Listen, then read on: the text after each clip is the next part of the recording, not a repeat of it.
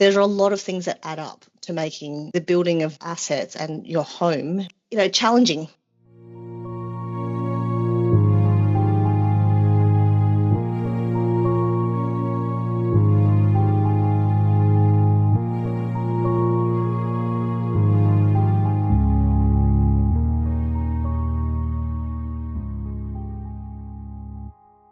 Money, money, money. Some say it makes the world go round, others say it's the root of all evil.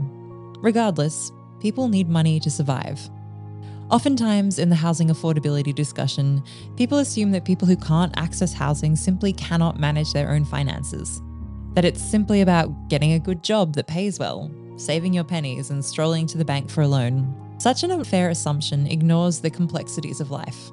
From the very beginning of our housing journey, it takes a woman 3 years longer than a man to save for a deposit. Women are more likely to take time away from work to raise a family or for caring duties, which further reduces their financial resilience. And this inequity continues well into their older years, where women over 55 are one of the fastest growing groups of people experiencing homelessness in Australia. What can the financial sector do to help women in housing? I'm Dr. Kate Raynor, the Director of the Centre for Equitable Housing at Per Capita, and I have been researching Australian housing for over a decade. What could a gender equal housing system look like? How would we know it if we saw it? That's what we'll find out in Season 2 of Homes Not Houses.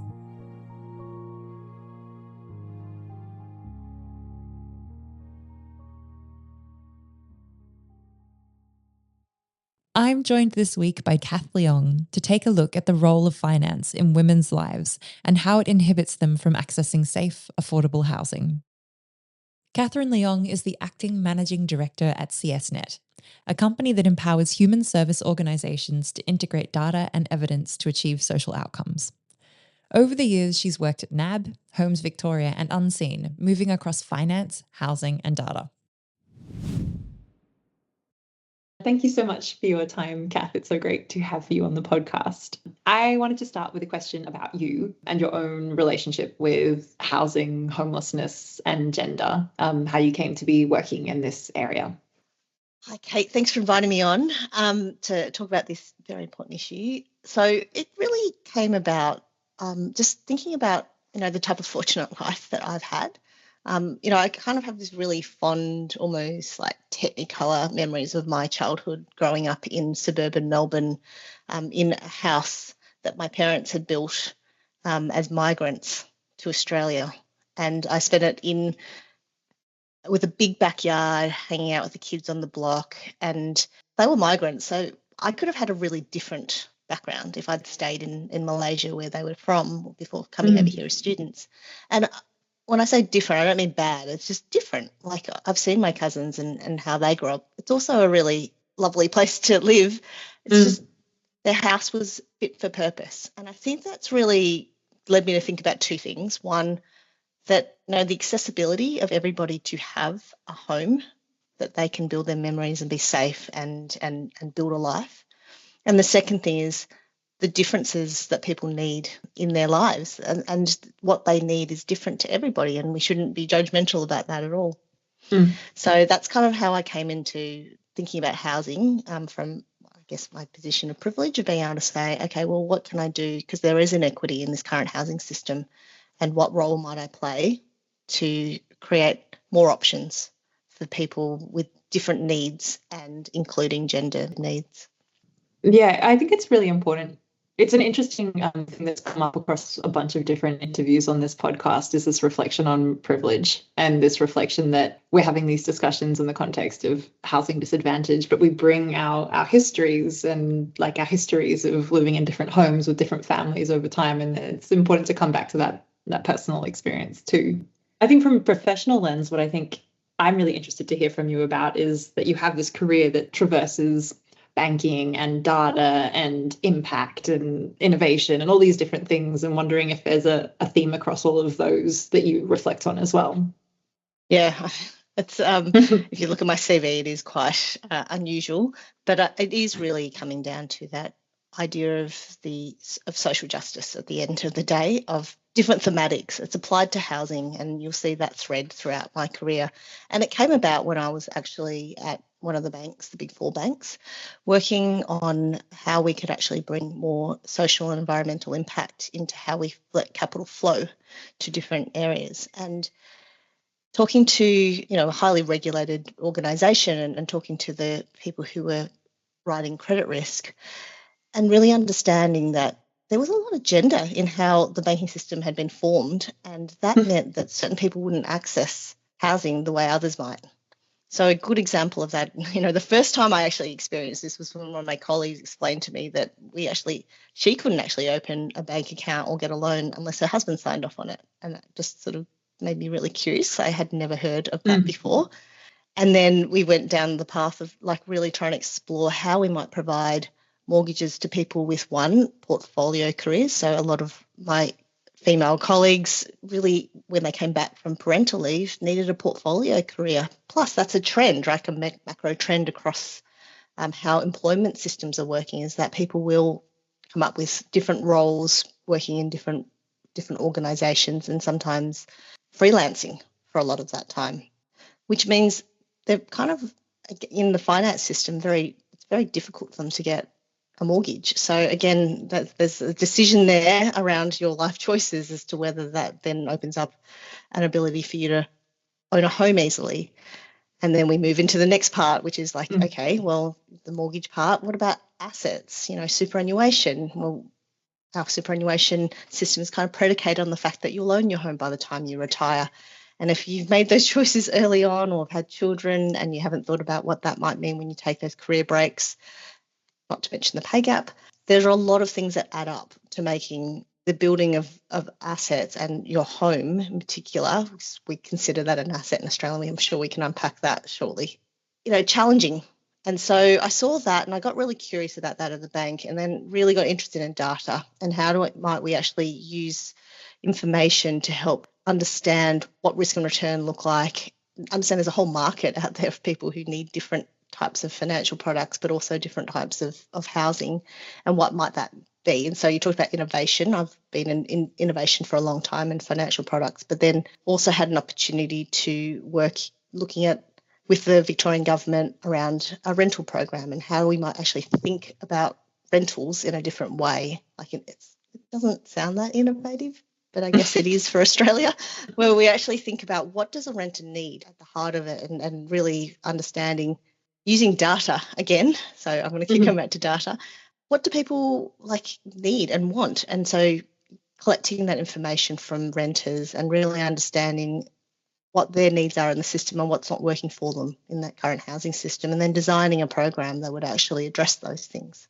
Well, and then measuring the impact, right, of that, so that we can actually shift how money flows, how policy is designed. It all came back to really understanding something around inequality, and then pulling all these different tools in my career toolkit together around, in this case, housing as a thematic. And I think that impact measurement component is so often dropped off. We get really excited about new programs and there's a goal that we're going to monitor and evaluate, and then the program ends and that bit just doesn't occur. But I wanted to ask you about this question of asking renters what they want. And I'm curious, what do renters want? What do women want when we're talking about what people need in a housing system? What did you hear? Well, we were very fortunate to work with some of the peak bodies to actually use their advisory boards, because they had renters to provide that information. And we interviewed them, and a lot of them were women, particularly older women, as we know. That is a very growing source of homelessness and housing need. And what we heard was it's really different depending on what their needs are. But for women in particular, safety was a big thing. Having their own personal space that they could call their own was really important. So this is outside the finance world, but certainly we heard a lot of people saying that they're happy with a smaller house, but more communal areas so they can actually socialise, but on their terms.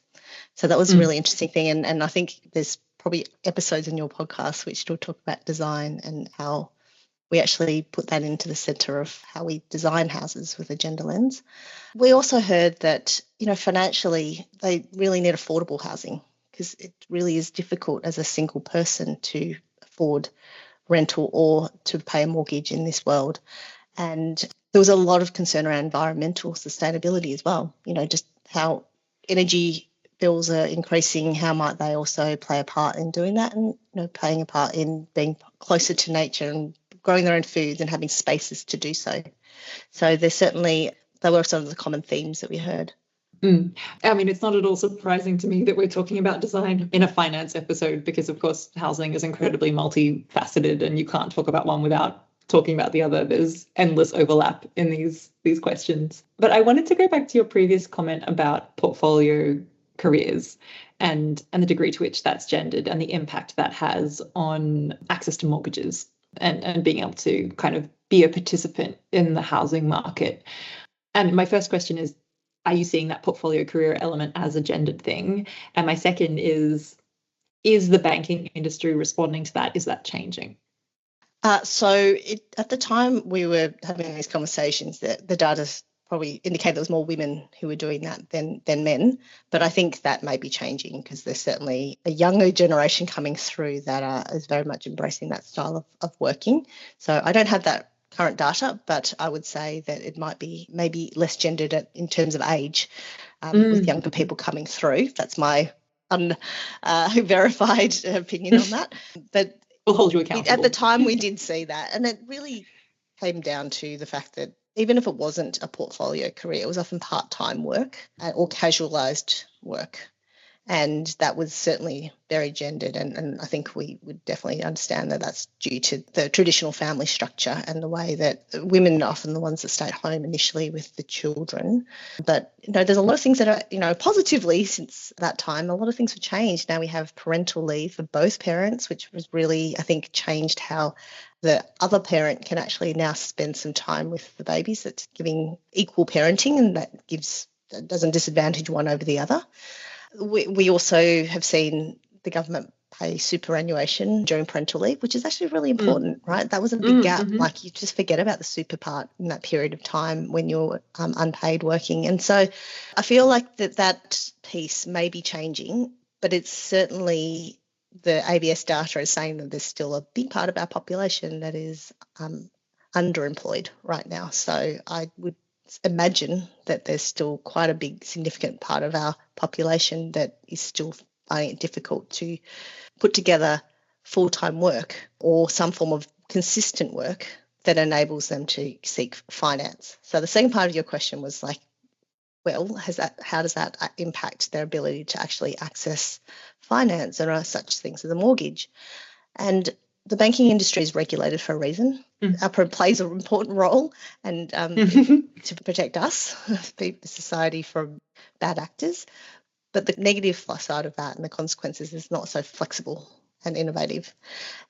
And so it is one of the rules, and I think that you're probably going to have someone come in and talk about this, but at a high level, what I found was that there were certain rules of which a bank could lend safely according to what they were regulated to lend against, which meant that if you couldn't demonstrate, if a person asking to borrow money from a bank could not demonstrate that they had the means to repay that loan, they would be deemed not able to borrow the money in the first place, right? So that's kind of what we're saying is that if you can't demonstrate that because you've got casualised work, you're probably not going to get the mortgage. You're not going to get a long-term 30-year mortgage. And if you don't have the equity, then that's even more of a problem. And that's something that, is very, very true of many Australians right now, that we're trying to chase these deposits down over a longer and longer period.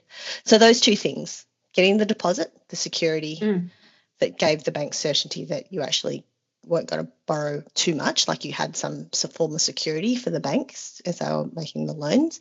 And then the second part is that you could actually service the loan. And that portfolio career question you asked is really about, can you service that? And it broke my heart because one of the many things that we tried to innovate around was loans for older women, people who had reached a certain point in their life cycle and perhaps they had reached, there was an event such as a divorce and they had half their assets that they had prior to the divorce, and that wasn't enough to buy a house in the current market. And so they were looking for different ways of creating some stability around their housing situation. And it was near impossible to be able to write a mortgage for someone who's already 55 because of, that 20-year length of term. Servicing that loan was not possible at that age, not easily without a massive equity deposit. So there's just some, what I'm saying is there's a lot of rules, and it was a little bit inflexible, rightly so, but that meant that people who are outside this traditional system really struggle to find home ownership as an option. Yeah, it is. It's so challenging. One of the discussions that I'm interested in, particularly for this cohort of older women, but also older men and lots of different people who kind of fall into that bucket of having some equity, but don't have the capacity to pay it off in 25 years. And 25 years is a long time. I mean, what do we do about that? And one of the solutions we discuss is maybe shared equity. And we see shared equity come in, and usually the discussion about shared equity, which is where the government comes in as a co-owner in the purchase of a home, it's really focused on first home buyers. And we're seeing a shift towards, making it easier for single parents, or kind of talking about older women as part of those cohorts, but it's still very much framed as a first home buyer outcome. Do you think shared equity with older women is something that we should be pursuing? Is one of the ways that we could be addressing that issue? My answer is always going to be yes, because I think we need a whole range of different solutions in the housing system, and I'd be supportive of most of them to varying degrees, right? It's, some of them will increase the price of housing, some of them will only be for a very targeted cohort, but it's always an and for me, because there'll be certain people that will benefit from that, and if we can help them, then that's good. That's the whole point about a functioning housing system, is that there's lots of choice. So to answer your question, there is a real question around who actually is part of that shared equity piece. And you talked about government. And from a policy perspective, I can understand that, first home buyers, the start of their lives would be a good investment for them, because then they're kind of addressing something that would ensure that the people who benefit from that particular program will be probably hopefully not touching any of the other systems that the government have to support ongoing. So that is I think probably a policy reason as to why they focus on that particular cohort. Then the question is, well, we kind of know there's some downsides to government subsidies into housing. So there is something to consider about the scale of a program like this. So in how that big is it? Might be inflationary? Is that the it'll be downside inflationary, and that's what I'm thinking. Yeah, exactly. We want to try and avoid too many programs which then increase the cost of housing for everybody in the system. So that might be one reason to consider how big and more targeted that could be. For older women, there's complexity to having your money tied up actually in housing. There is some downsides as well, because then they may need that equity later for moving into, aged care or other things like that. And so I guess the question, if I'm going to take it back out of the solution piece and actually just ask a question that maybe we should all consider, which is what are we trying to solve for here? And for old women, for anyone actually, should it not be having an appropriate house, a home in which they can actually build the life that they want, that they feel safe, they're secure, it's accessible and affordable? And so does it need to be home ownership is the question. And, I already have a bias to saying, well, maybe our system needs a better functioning rental market. But maybe there is a big question there around, is that appropriate as you're coming to the end of your life, that you want to take on that level of debt? That's a lot of pressure, especially if the interest rates are increasing. Might there be more focus on providing rental product that women can access, that non-inflationary, so they actually know what they're going to pay, like a mortgage, for that period? And maybe, that's another thing. But I guess some of the shared equity programs, and these are not the government ones, but the ones that are with commercial markets that do help older women, they kind of are structured a bit like that, aren't they? They can actually enable sort of a known quantity. And I talk mainly about the Women WPI program that I think you were involved in. Is that right? I not directly, but I've done a bunch of work with them over the years. That's Women in Property Initiatives. Yes. Yeah. So that was a really interesting program, right? Because from an innovation perspective, you really listened to what older women wanted, and they had some equity, but not a lot. and they want to invest it into their home, but they also needed to just pay what they could afford. And that would be dependent on their current income. And so the whole program was designed in that way to enable them to pay what they could afford, but they actually did get some capital growth on the capital component that they contributed in, and they could leave at the same time. So a model like that, probably less traditional than the first home buyer shared equity, might be more suited to that cohort. I'd love to see more of that model, actually. It would be amazing. Yeah, it would be fantastic. It makes me think about another conversation I've had on this podcast with Emma Dawson about thinking about strengths when we talk about, I mean, any kind of cohort, but women, because that's the focus of this podcast, is that we very often are like, oh, you know, single parents, they're really suffering, and there's this real like deficit way of talking about it. But we were talking about, you know, single parents as some of the most stable renters you'll find. They're incredibly emotionally and logistically invested in not being evicted, in, you know, making sure they keep a roof over their head, they look after their things really well. I mean, not everyone, but as a cohort, that's usually what we see. And you can also take this really strong strengths focus when we talk about older women, because unlike many other, I guess, more vulnerable cohorts, they usually do have some level of equity. And so models that are tapping into that strength that exists and also acknowledges that they're great tenants or they're great residents of a home is, again, it's tapping into a strengths kind of way of thinking about what people are capable of servicing. Yeah, this will come back to measurement ultimately, because it's like an older woman who's in a community will contribute more to that community, right? They have time. We often hear, this is warm data, so not necessarily quantified and in reports yet, but, you know, the sharing of child rearing responsibilities with neighbours, and particularly older women who have more time and can support a single parent who's, you know, trying to also hold down a job and get their kids to and from school and feed them over after school. You know, that sense of community is something we could all value in a home if you live, you know, in a good community, and it's beneficial both to the older person and also to the younger children, and no doubt to the single parent. Yeah.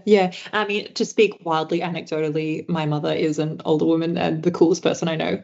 And she sends me photos all the time of like the papier-mâché worlds she's building for like the community festival, or she's like built from scratch a wind turbine because she's like aiming for president of the local sustainable action network of Stanthorpe. And I'm just like, she says, your mum sounds so cool. I reckon that's a life goal, just to be like her.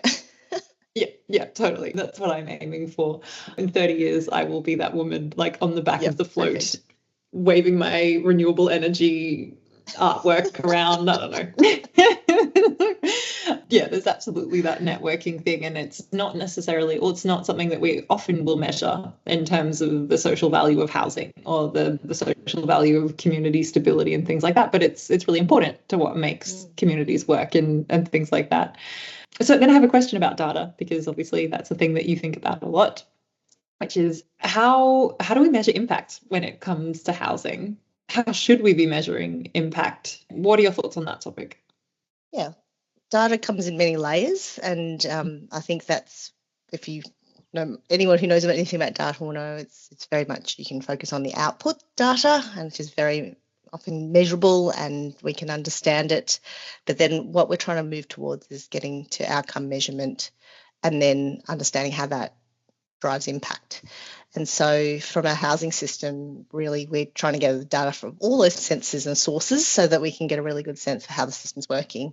We're very lucky in Australia. We've got a really good data set called the Australian Institute of Health and Wellbeing, AIHW, which is the starting point where, you know, there's a lot of data going in about just, you know, homelessness and a little bit about housing, and it gives us very solid and repeatable information over a very long time now about demographics, gender, location, and like a whole bunch of information that's like a good baseline information. So that's useful and an interesting data set. Also historic data, it looks back over time, so that's useful to some level, but it's not sort of current data. And so we have to start moving into, you know, how do we get capture data that's going to help us make better decisions. And so we need to move forward to thinking about what's current information, how do we actually use it in real time, and how do we actually make it relevant to the place and the people that we're working with.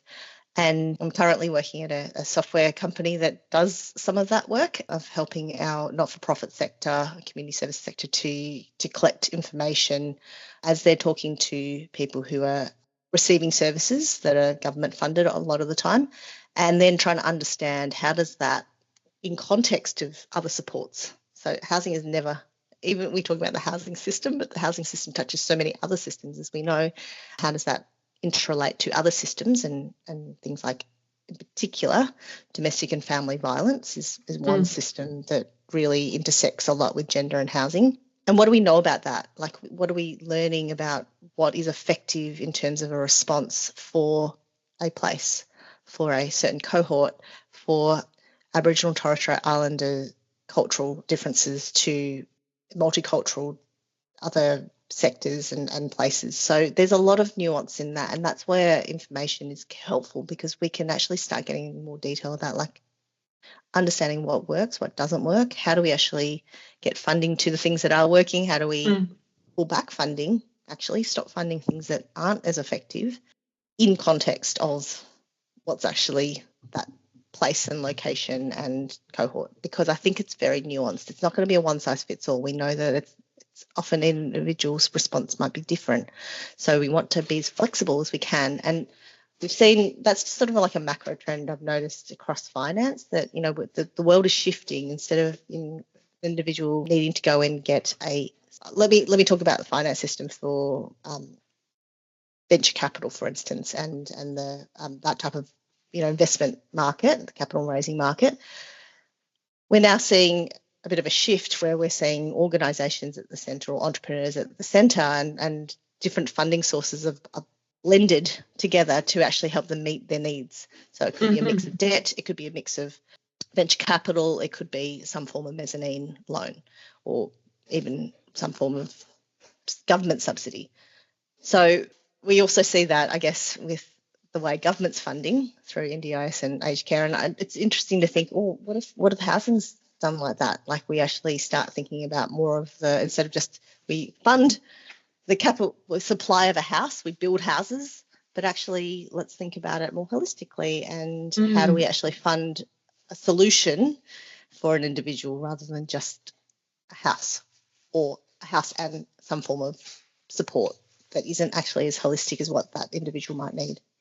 I'm interested in this concept of venture capital being involved in more of the service system delivery world.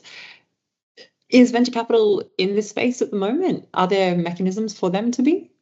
No, not venture capital, but maybe private equity. We've definitely seen some private equity funding really cool innovations such as Assemble and Nightingale. So there are different forms of capital coming into the housing space to see if they can do good and also make a return. Venture capital, not so much, but I think maybe we just haven't explored that as much. I think there's probably a question, again, maybe that I'm sitting with around returns versus, you know, what is value? I think you asked that question earlier, and I think value in the financial market sense, where we're looking for financial returns, might be different to what a good housing system might value. And those things probably don't go together, because if we believe that housing is an asset, then that's probably okay. But if we are looking for outcomes, then maybe may not deliver those financial returns that a venture capitalist might need. Does that answer your question? Because I think so I'm sort of sitting with this idea of like, what does a successful housing market look like? And in my opinion, it wouldn't be that we have lots of people making money out of building more houses and selling it, because then there are some consequences to people in that system. And I think that we have to be very careful about what type of money and returns we're talking about. And I think venture capital model is quite high returns, and so their model's like something slightly different. Yeah. I think in terms of measuring what is valuable My sense is that we've gotten much better at talking about that in the context of environmental outcomes, because we can measure something. We can look at energy consumption. We've got clean energy finance coming into the sector. The E and the ESG is, my sense is that it's kind of getting covered off on, but the S in the ESG, or the environmental social governance kind of component, is far less understood.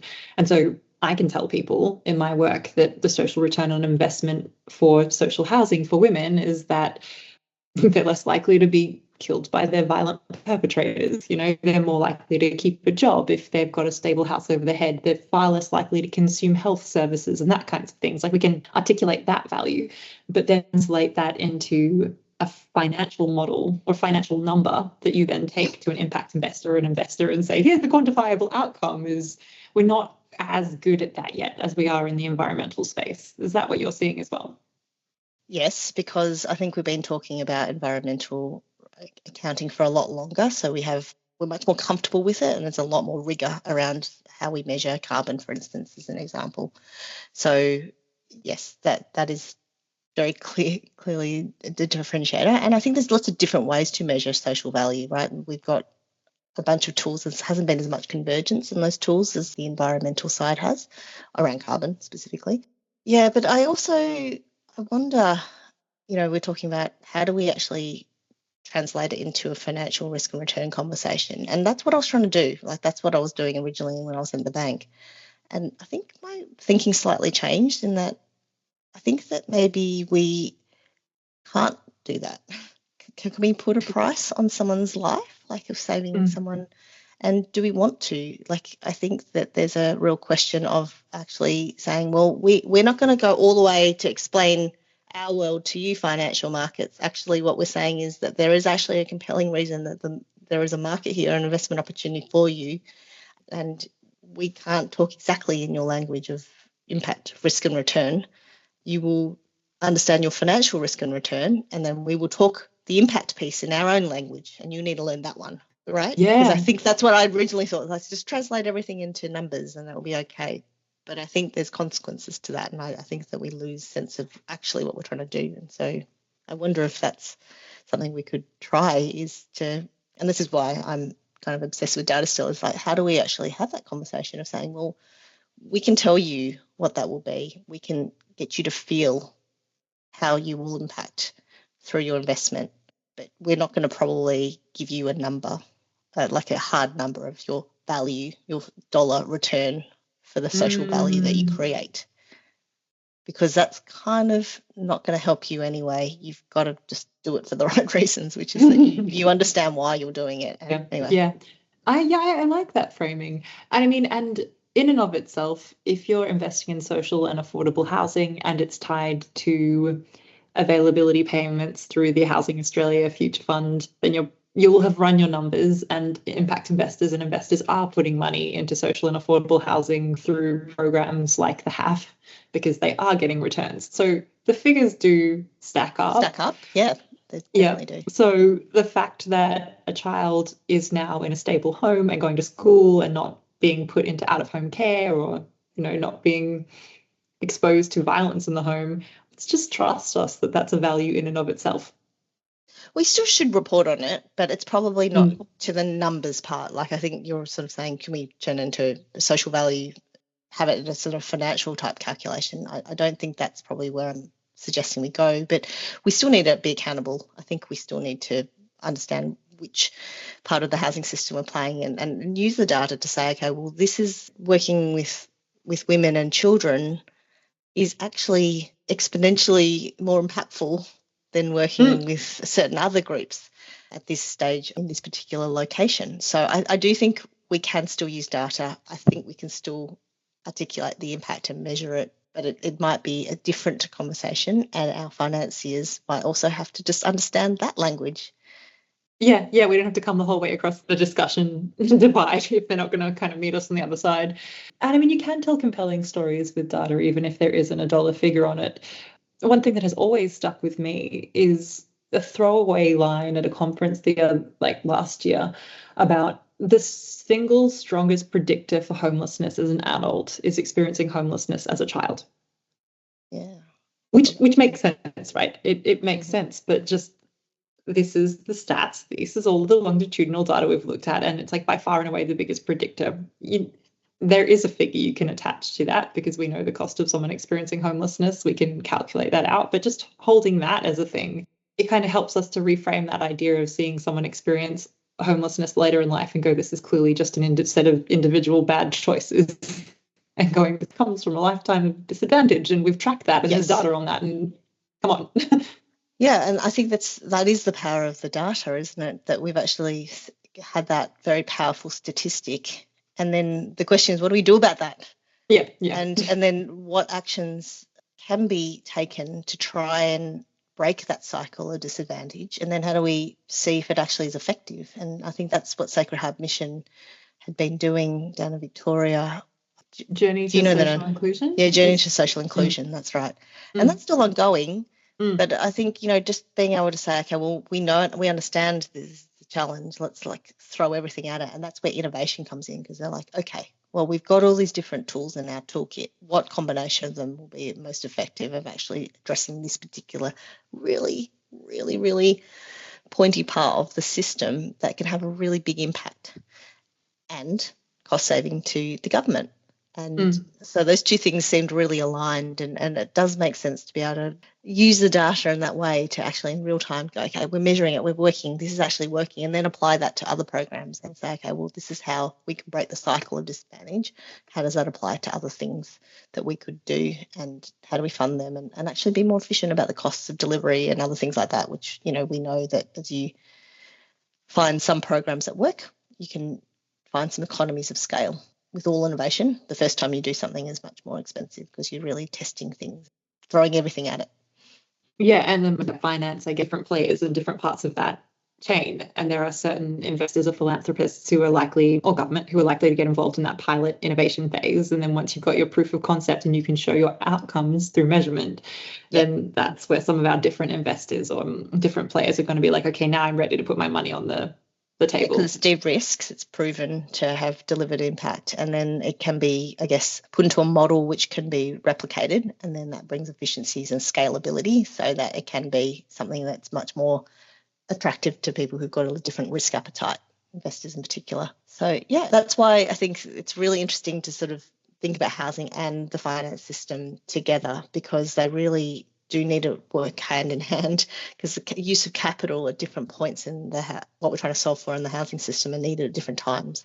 And we need all forms of capital that might be focused on these gendered issues, right? So there's gendered sort of focused pools of capital that need to be pulled towards these gendered housing solutions and saying, hey, this is where you can invest your time, money. And I know the Australians Investing in Women group has been working really hard on trying to be the conduit to actually bring these two parties together. Yeah. Oh, this is a nice segue to come to a section that we have in all of our episodes, which is vibing and venting. The question is, what is one thing that you're vibing or excited about within gender and housing? And then what's one thing that you need to vent about? What's on your mind? Rush. Well, vibing, I've always been, as you know, I've always been obsessed with tiny houses. There is a gender lens to tiny houses. One, because for many older women, that is probably the only type of housing they can own outright based on some of the challenges we talked about. So it has been something I've been following for many, many years and tried to play a role in creating some structures around how do we advocate for more tiny houses in Australia. So I really love that community. I think it's an amazing, vibrant community that's really, when I think about housing and homes, creating homes for people, it really just gels with me because I feel like that's a great community. And then this idea of bringing that together with prefab modular construction. And we know that construction industry is quite gendered as well. It's very hugely dominated.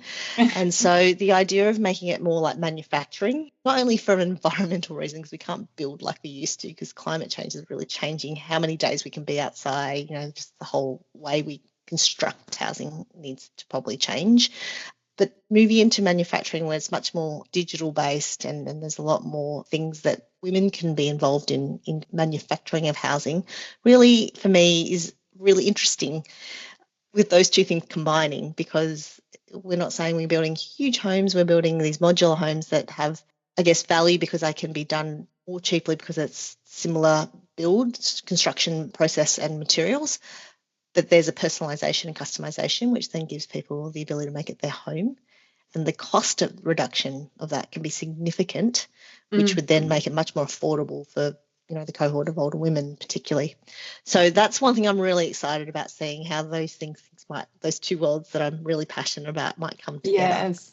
Mm-hmm. Yes, I love that. I have this thought as well. It's really hard to find data on the gender breakdown within like prefab construction, because it's really easy to find data on the traditional construction sector, and it says like 13% of the construction sector is women and the rest are men. So we know that that's highly gendered, and we have this like theory that prefab will be less male dominated. And I hear anecdotally talking to prefab construction organizations that they do have more women, but I think that's really exciting that might be where that goes. And thinking about supply chains and gender and housing is a hugely important part of the puzzle. The other thing you said there about tiny homes triggered for me this discussion about caravan parks. I know we often think about caravan parks as either holiday accommodation or like really quite an impoverished or low quality place to live. But when you actually talk to people in caravan parks, it's a wildly important place of housing in a lot of situations. And I wonder if you ever think about that in the context of tiny homes as well, and whether that's part of the puzzle.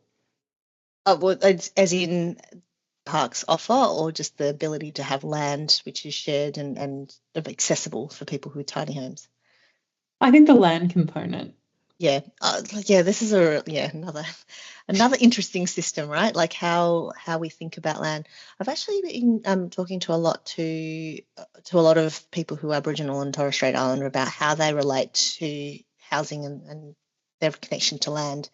This is so foreign to them, that we own land and that it has value and capital growth, right? So I often think about this because of really trying to understand this crisis of affordability that we're facing in Australia. And I wonder, if we think about land differently, that maybe that takes out some of the heat from our housing market. So how might we share, or how might an organisation like government, for instance, or church groups actually, which own a lot of land, make it accessible to people for a reasonable price, and then people can just put their homes, which they do own, on the land. And so we take out that land component, and the benefits to that, not only the fact that they don't need to pay for the land, but the benefits are that they have mobility, because a lot of what we find with regional Australia is that they need housing in certain seasons where there's fruit picking, for instance, and they don't need the houses there all the time. It's just in a certain period of time. Tourism, we know that's sort of seasonal as well. Having mobility of housing is actually also a very interesting idea, and disconnects us from a piece of land, basically the home, and then it can be moved to any piece of land, although there's some design elements and choices that need to be made, mountains versus coast and stuff like that. But it's still a really interesting concept, all right, of saying how do we disconnect two things we've smashed together and really tied together, which makes it really difficult for us to unpack the components of it. I used a metaphor which is around, our phones, right? So we have hardware and then we have software systems, and the software system is quite portable, so we can have any hardware device and the same, email and you can have all the apps that you have. And I wonder if we would, to disconnect land and houses, we could just keep the housing component that's ours, our home, the thing that's closest to us, and let go of this idea of having to pay for and own a chunk of land. So it's an interesting idea that I've been exploring. Yeah, I mean, I think I could go down this rabbit hole with you for another hour, but I will I'll go on to my next question. But I love that. And that analogy makes a lot of sense as well, because what makes people feel safe is the home. And I guess what people are tied to is the land because of capital growth. But we're problematizing the fact that we think about land as capital rather than, from an Indigenous perspective, something of value in and of itself. Completely, disconnected from that.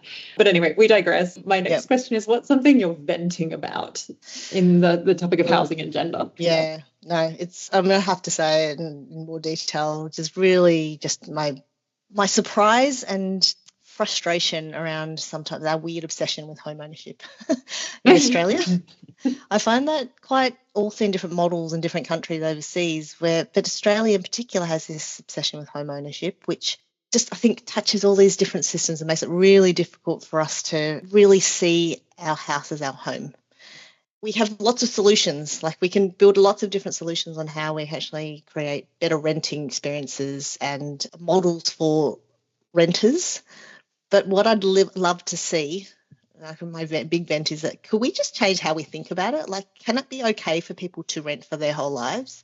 Because there are going to be a big section of the population that is unfortunately never going to own a home.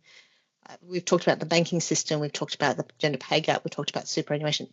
Unfortunately, that is growing. The data is telling us that is the case. Let's make it okay to rent for your whole life, like it is in Germany and Singapore, where you can just think about a long-term rental and make it your home. And I'd love to see that. If we start thinking in that way, I think that our energy changes and we actually can start looking at more solutions where we build supply of rental properties that means that people can have long-term rentals, not just short-term rentals, that's available. So we solve quite a few problems that we currently have in our housing system. So we talked about regional housing. That is a really massive issue for anyone who lives outside a metro city, that there's very little long-term accommodation, rental accommodation available anymore. And that pushes the price up, and then it kind of kills the vibe of towns because there's no longer people who build their families there and grow up in those communities in regional Australia. And it's even further remote communities.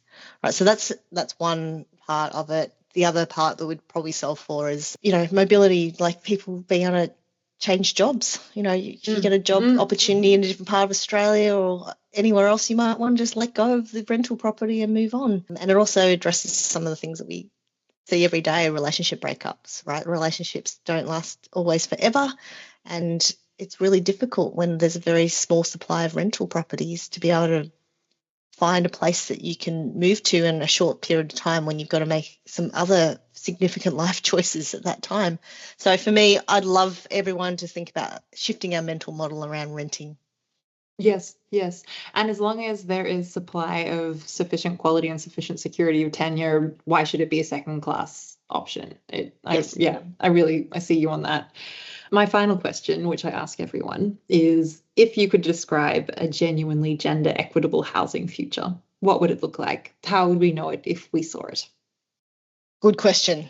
I think I've probably touched on a lot of these things. For me, a healthy system is one where there's choice.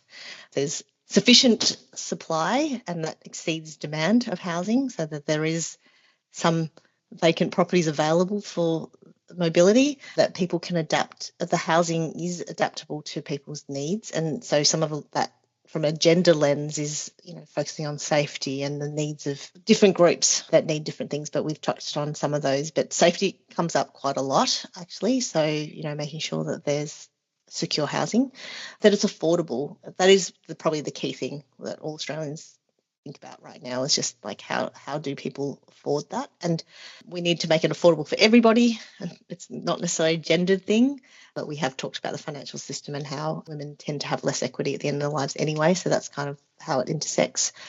And I think that, we're thinking about the home, like making it a home, and what does that look like, and community, and the value of housing that's beyond just the house itself.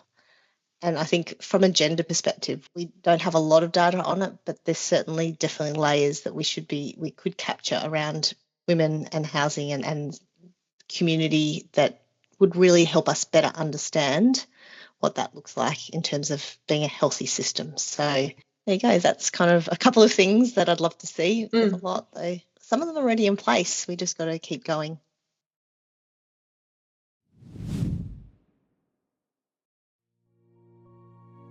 It's really hard to say you need help for something that may be a trigger for a child protection report, or that may raise questions about your ability to parent or to keep your housing, and also can impact some other aspects of your life. Next week, I'll navigate the twists and turns of life and the way that gender intersects with housing over a woman's lifetime with Laura Marnie from Windana. This series is a production of Per Capita, the independent progressive think tank dedicated to fighting inequality in Australia.